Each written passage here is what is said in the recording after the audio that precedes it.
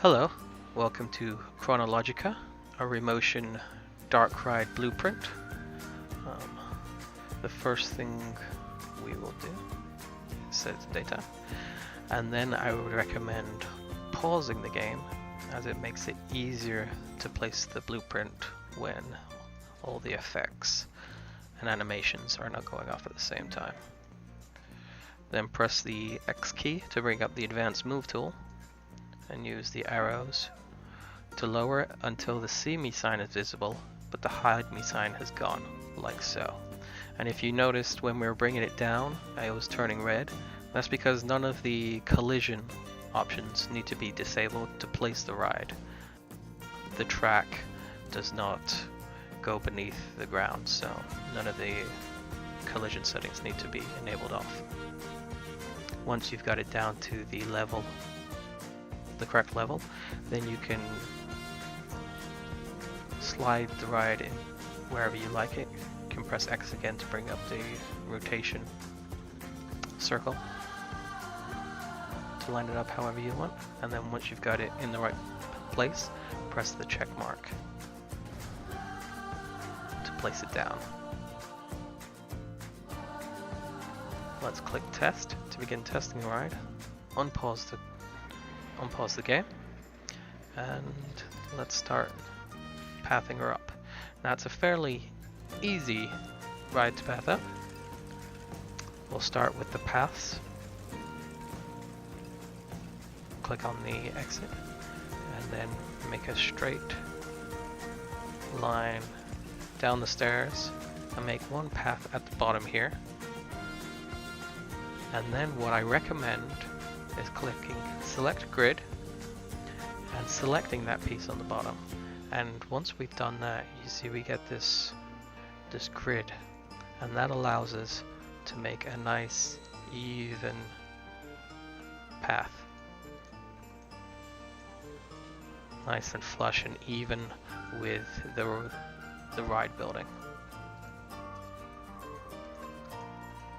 And you can extend this out as far as you like to make one big plaza if you're so inclined.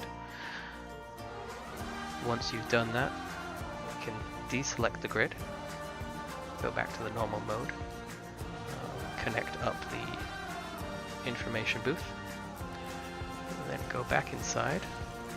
And for connecting up the store, I recommend starting at the restroom, coming over here, then connecting up the shop, and then coming out here so it makes a nice straight pathway, and then it should connect up to the exit queue. Nice and easy, and that's the pathing done, and we can move straight on to the queue. For the queue, keep angle snap at 90 degrees, set the width to 3 meters, and we start right here where the queue meets the station. Make a straight shot to the wall, and then we turn this way. This direction is for the priority queue, which we'll do afterwards. Down slight flat stairs here, then a landing, and then another set of stairs. Another small landing, and as you can see here, it wants to connect to the path outside. We don't want it to do that, so hold down the control key, and that forces it to not connect up.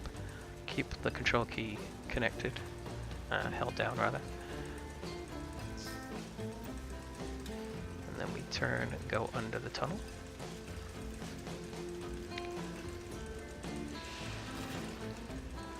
We go round here for a small little cattle pen area,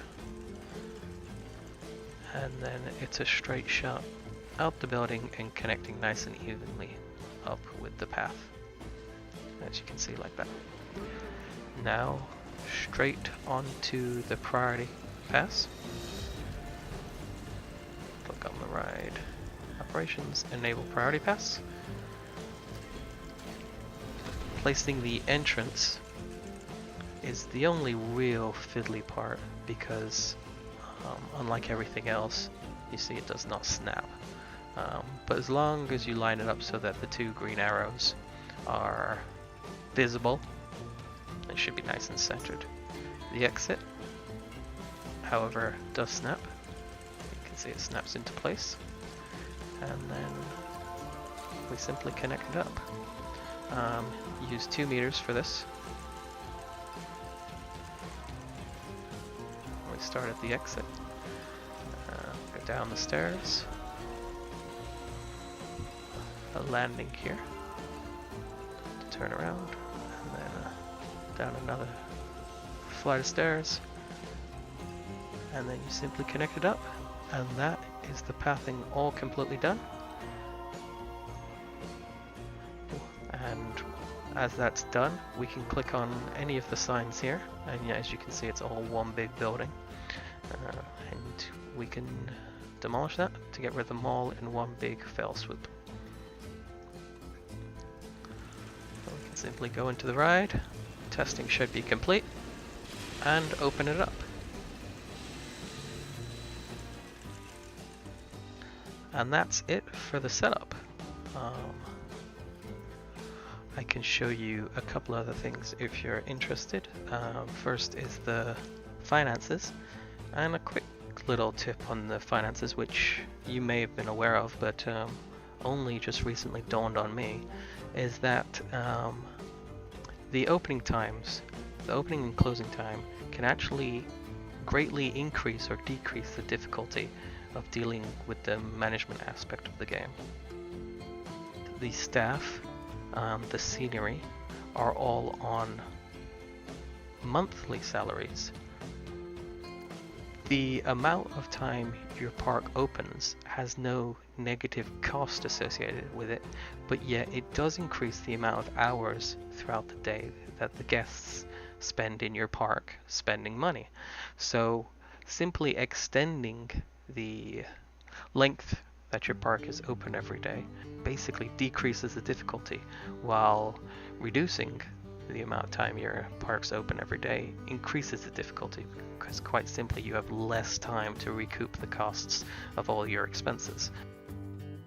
That's an interesting little thing I just recently noticed, which probably everyone else has been aware of for quite a while. Now, as you can see, this ride is not terribly profitable, even with the shops and the information and the priority passes. The issue is that the ride can only handle 4 people per car, and the cars only leave about every 15 seconds. So this is hardly a moneymaker. As you can see, on an average month, when I've got the park open 24 hours a day, I'm making fairly good money, less than $5,000. But when I was only opening it the default amount of time, which I think is 10 till 6, I was only making about $500 a month, which is not great. You're not losing money, but at the same time, it's going to take you a long time to recoup the cost of that, building the actual ride, which, as you can see here, is over $38,000. And that's it for the finances. The other thing I wanted to discuss is, because the Remotion ride is fairly new, and I haven't seen too many people using the Parabolic Screens before, I thought I'd mention a couple of things I've noticed from setting up the Parabolic Screens. The first is that basically it's the duration of the screen rotation. As you can see, the car passes, but the screen still has to make its full and complete turn in order to be at a complete stop and available for the next car to trigger it. If it hasn't made that complete stop and the next car hits the trigger will not activate. So you have to have a delay of, in my practice, 15 seconds seems like the ideal time. And even at 15 seconds, because of not everything lining up and that 15 seconds not being 15 seconds every single time, occasionally screen will not trigger, but 15 seconds will get it the vast majority of the time. The other issue is that the in-game movies, I can show you here. The in-game movies, they give you an option between a 60-second movie or 6 10-second movies. Now obviously with a 60-second movie, no one car is going to be able to see the entire 60-second movie. And that's much longer than the amount of time you want to wait for your next car to pass. So what I'm doing is using the 60-second movie for 3 passes of cars. The assumption being that each car is 15 seconds apart with 5 seconds leeway means that you'll get 3 cars within the 60-second time frame. And as you can see, that's happening pretty much exactly. As you can see, the movie's right about to end now, and that was the 3rd car. Now, that works the vast majority of the time again, but if there are any delays loading, or especially if a mechanic does his little checkup, then the 60-second movie will end before the 3rd car gets through, and the 3rd car will not see the full length of the movie, which is unfortunate. However, the problem with using the 10-second movie, because the 10-second movie would seem like a better bet because every car would see the same movie, it's nice and controlled, and 10 seconds is more than enough time to end by the time the next one needs to trigger it.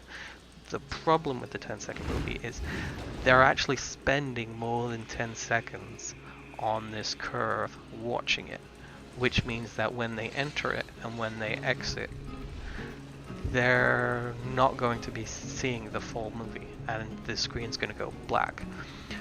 Now, you could get around that by turning the car quicker, but the in-game piece, which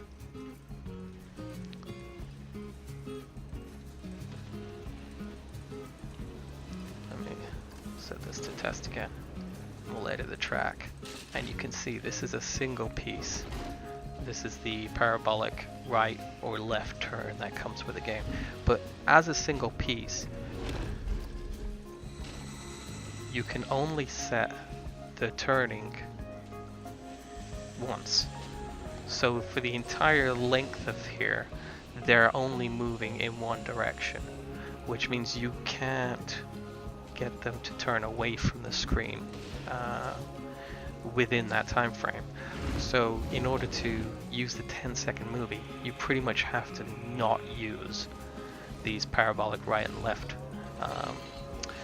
in-game pieces, and instead make your own smaller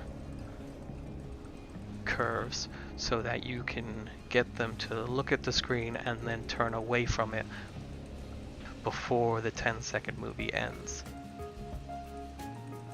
Unfortunately, that was something I realized a little too late into the build, and so it wasn't really an option for me. But it will be interesting to see other people do that. However, the method I did use has a slight advantage in the fact that it's rather neat how you basically get 3 versions of the ride, where the 3 cars in a row are actually seeing different sections of the movie.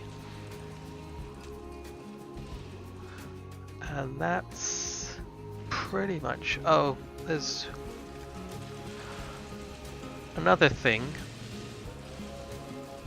that's kind of unique to the Remotion ride, is that in most cases you want the queue and the exit of the ride to be on opposite sides, because it makes the attraction load faster. And that's true for this ride as well. However, the nature of the station, and it'll be easier to show you with a completely new ride.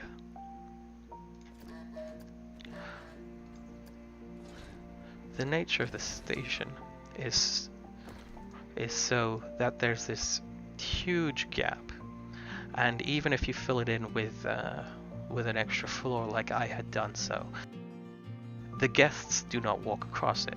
They'll simply magic themselves on the other side. Though even inside you could probably get away with that because it's not going to be very noticeable. I still refrain from doing it because it looked rather silly with the guests going from sat to on the other side immediately. It just didn't look very good in my opinion. And because of the nature of the parabolic screens requiring 15 seconds delay, it kind of works out because you don't actually need to hurry guests on and off the ride, because you have to wait at least 15 seconds in order to make sure that they each hit the parabolic screens. So you want to have both the entrance and the exit on the same side, like so. Now when you're placing this, and this is something I learned the hard way, you want to make sure you got these in the right order. You want the exit closest to the car and the entrance the furthest one away. Now this is key because when guests leave the ride, they just casually walk off. When they enter the ride, they run on all excited and giddy. So if you've got it the other way around, then they only run a small distance and they walk a long distance. So it's much quicker to do it the other way around. Even the 15 seconds, having it the other way around takes more than 15 seconds. So I learned that the hard way too. So I thought I'd share that with you. And I think that's pretty much it. It's only for me to thank you for watching the video, your interest in the Chronologica, and I hope you enjoy the blueprint. Cheers!